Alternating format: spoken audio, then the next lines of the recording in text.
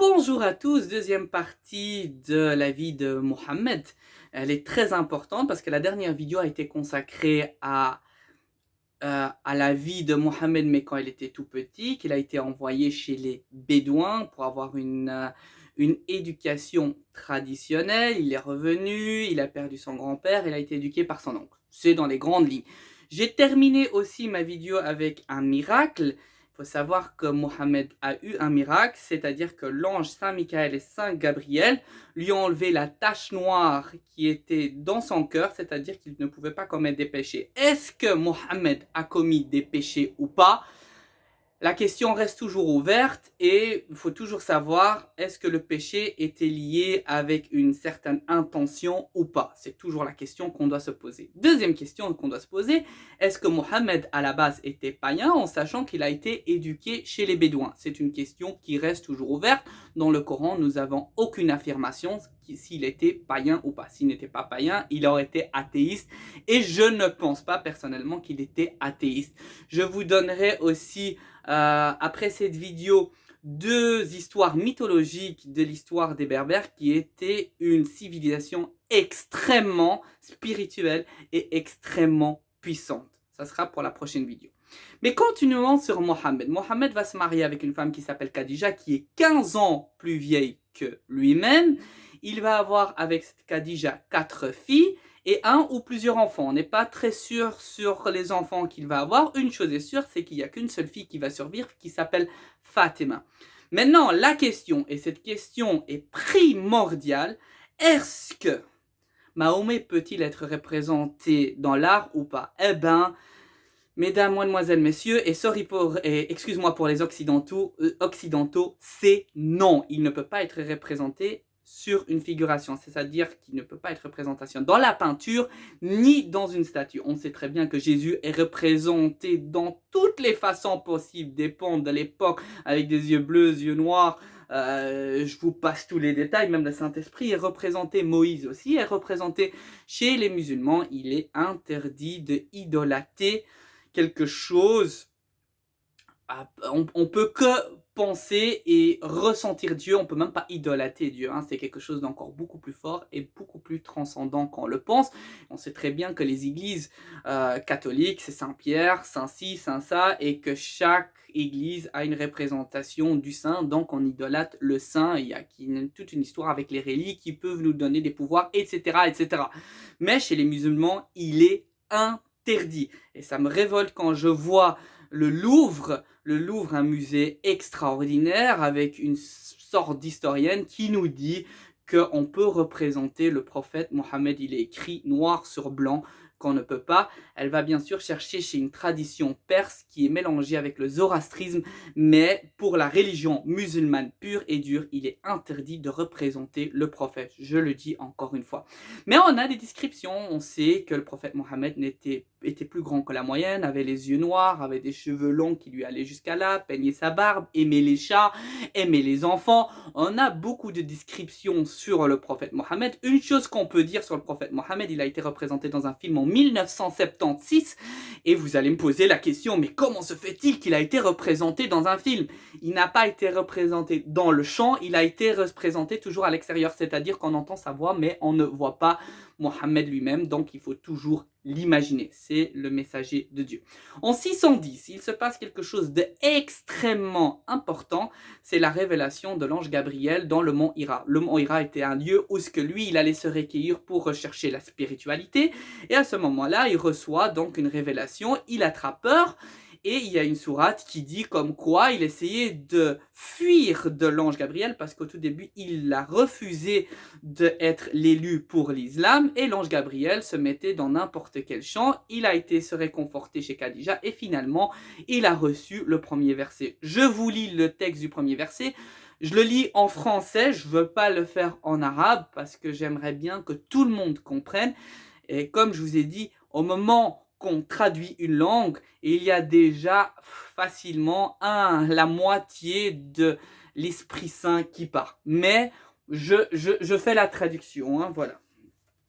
Alors, parce que je ne le connais pas tout par cœur, le premier verset est est très logique.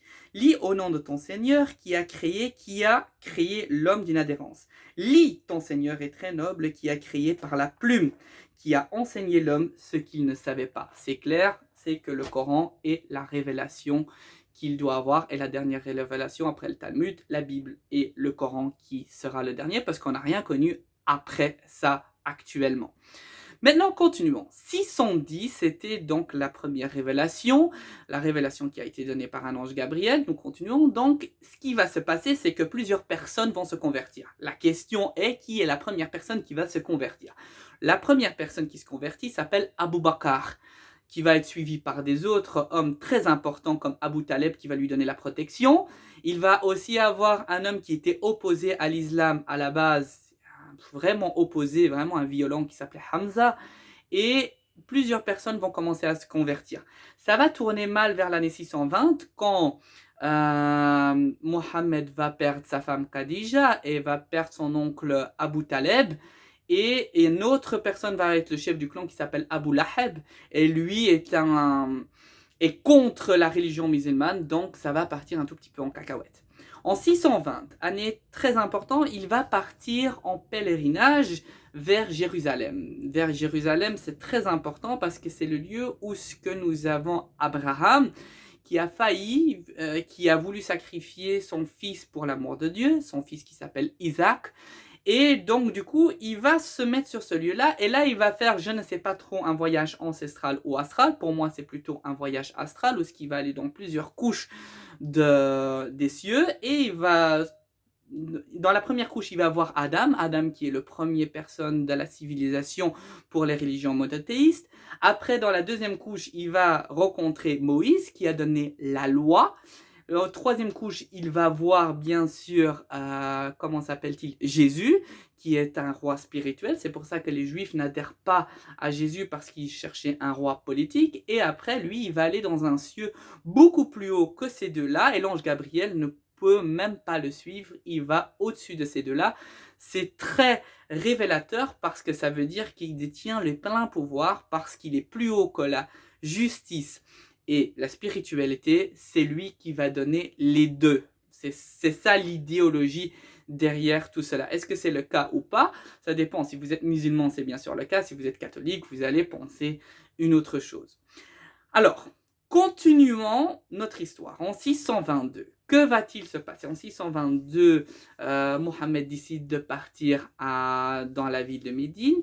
Et plusieurs clans sont contre Mohammed. Donc chaque clan va décider un tueur pour tuer Mohammed. On va faillir le tuer.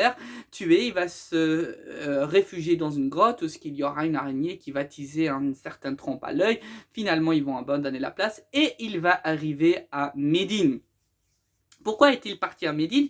Juste un tout petit peu avant, je crois que c'est dans les années aussi 620, il y a des hommes de Médine qui sont venus chez lui, qui lui ont demandé pour être arbitre pour une oasis. Il y avait des gens qui se battaient d'un côté pour un oasis, des autres, et ils ont demandé si Mohammed pouvait être arbitre. Donc il arrive en 622 dans la ville de Médine, et la ville de Médine est coupée en trois.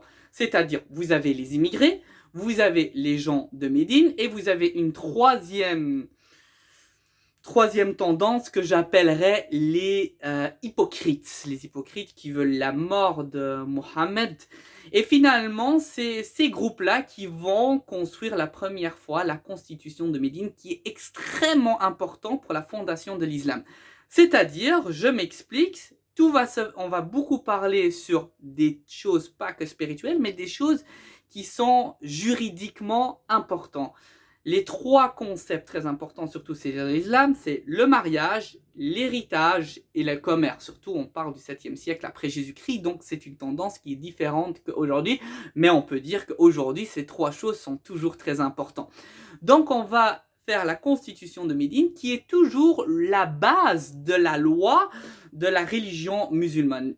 C'est une constitution qui détient 2 pages. Je vous donne quelques exemples. Alors, une de ces exemples, qu'est-ce qu'on pourrait dire? C'est que les juifs peuvent garder leur religion. S'il y a un problème de clan, il doit être réglé dans le clan lui-même. On ne peut pas un musulman ne peut pas tuer un autre musulman. S'il y a un problème dans la ville de Médine, tous les musulmans doivent intervenir. Si par exemple il y a un problème entre un musulman et un autre musulman, le seul qui est apte à régler le problème est Mohammed, et comme ça, c'est comme ça que c'est un tout petit peu fait la constitution. Je ne veux pas vous dire tout, parce que ce serait un tout petit peu plus long, trop long, et en plus que ça, je veux être très honnête, je ne connais pas tout.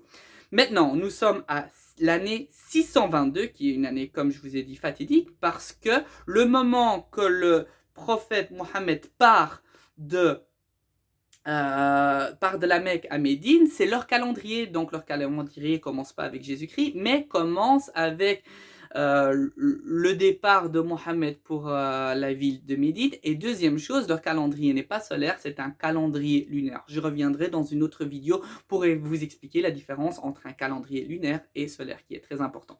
Parce qu'aujourd'hui, je parle que de Mohammed. 623, année de nouveau très important, c'est le mariage qu'il va avoir avec Aïcha. Oui, sa femme était morte en 620, c'est ce que je vous ai dit. Il a épousé Aïcha en 620. C'est sa deuxième femme préférée après Khadija. Il va installer toute sa famille dans la ville de Médine. Et autre chose qui est extrêmement important, c'est qu'il peut se marier, techniquement, les musulmans peuvent se marier avec 4 femmes. Lui va se marier avec plus que 4 femmes.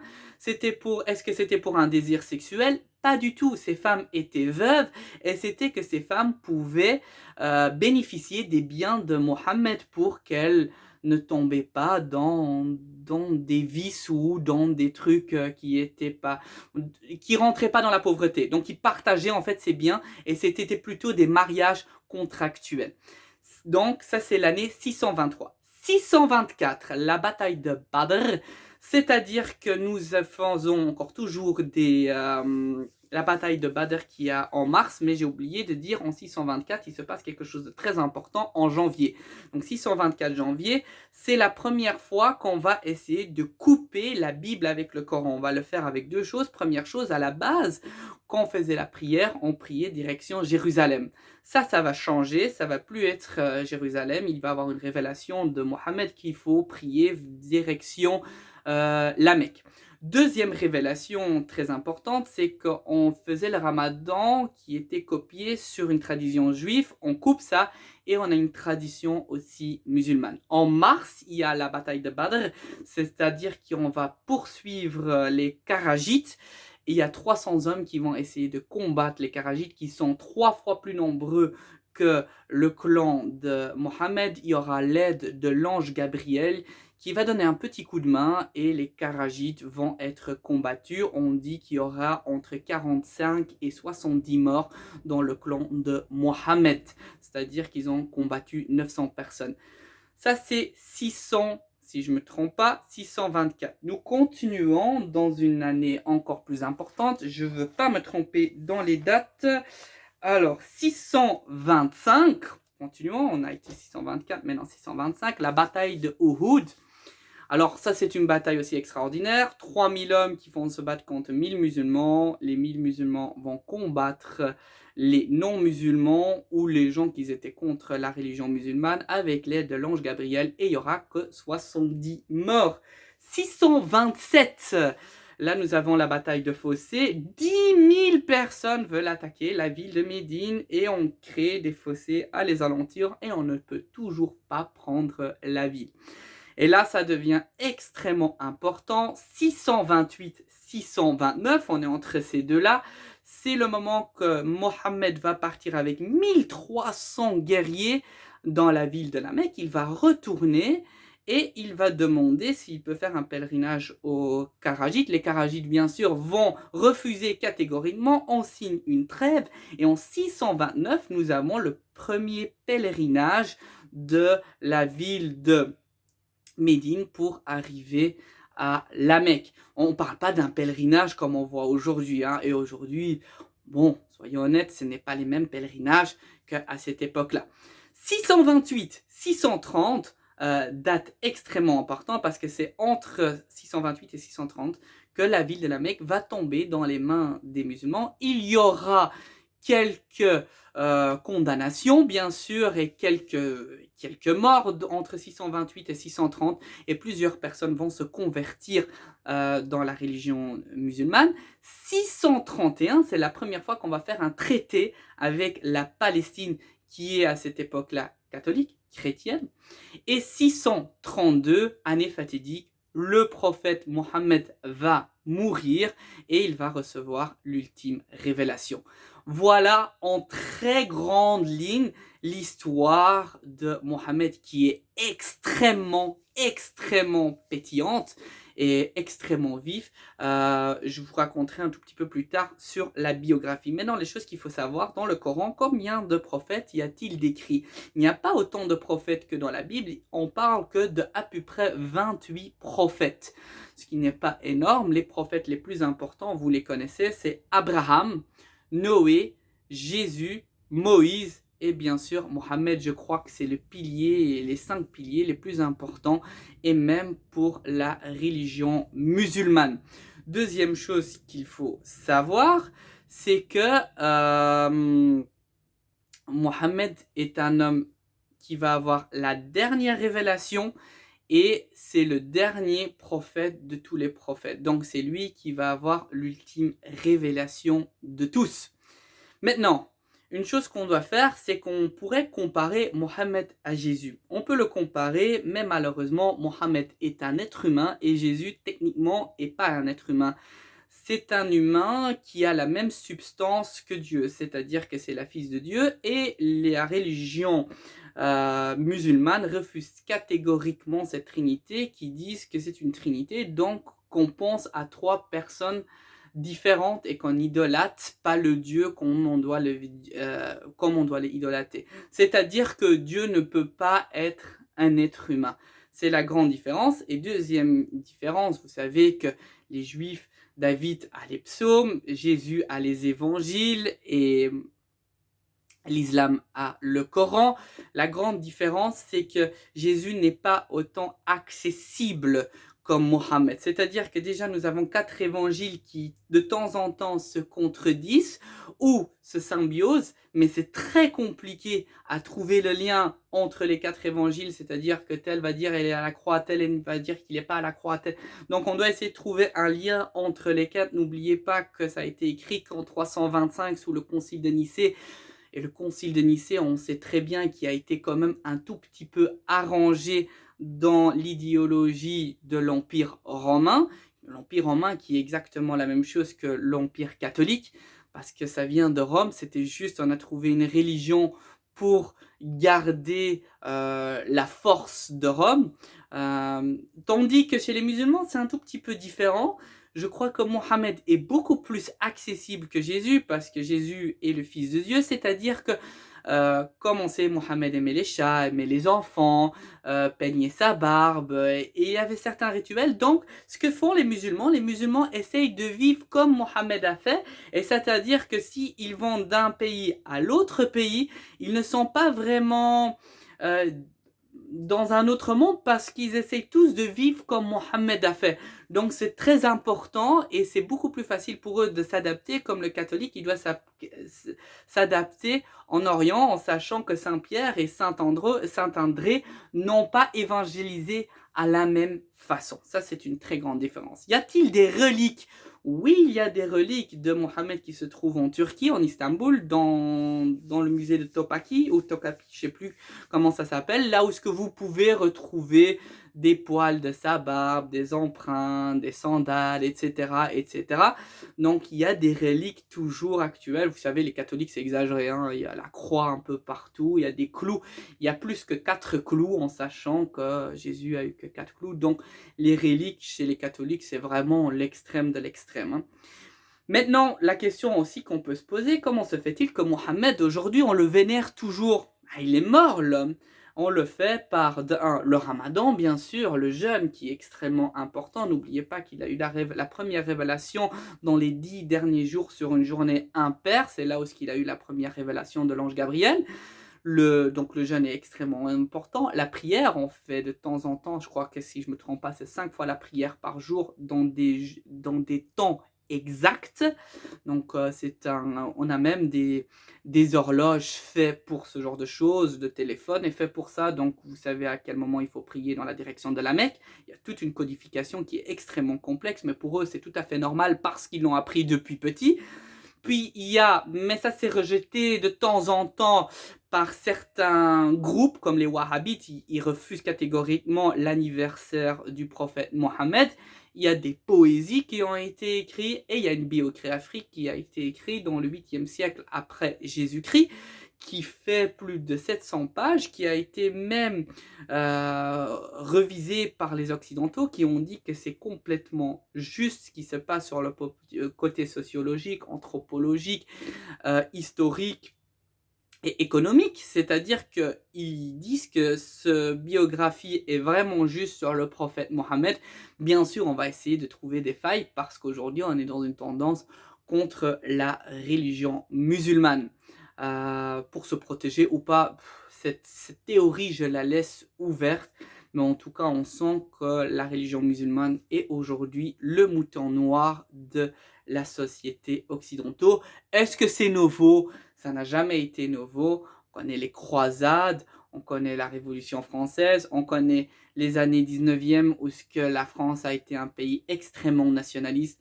Ce n'est pas quelque chose de nouveau de trouver un mouton noir dans une société. Bien sûr, les musulmans vont se sentir attaqués et vont aussi pas se laisser faire. Mais ce débat n'est pas très important pour la vidéo. Ce que j'ai voulu vous expliquer, c'était la deuxième partie du prophète Mohammed. J'espère que je vous ai donné quelques clés. Si vous avez des choses à dire, n'hésitez pas de me le dire en privé ou rajouter des choses, ça pourrait toujours m'intéresser. La prochaine vidéo, je vais la dédier à quelques histoires mythologiques des histoires berbères. J'espère que vous avez adhéré, n'hésitez pas de mettre le petit pouce vers le haut et à bientôt pour une prochaine vidéo. La prochaine vidéo sera la mythologie berbère et par après, je vais parler du Coran, ce livre qui est extrêmement fascinant et que je vais lire avant que je vais en parler. Je vous souhaite tous une bonne journée, une bonne après-midi et à bientôt.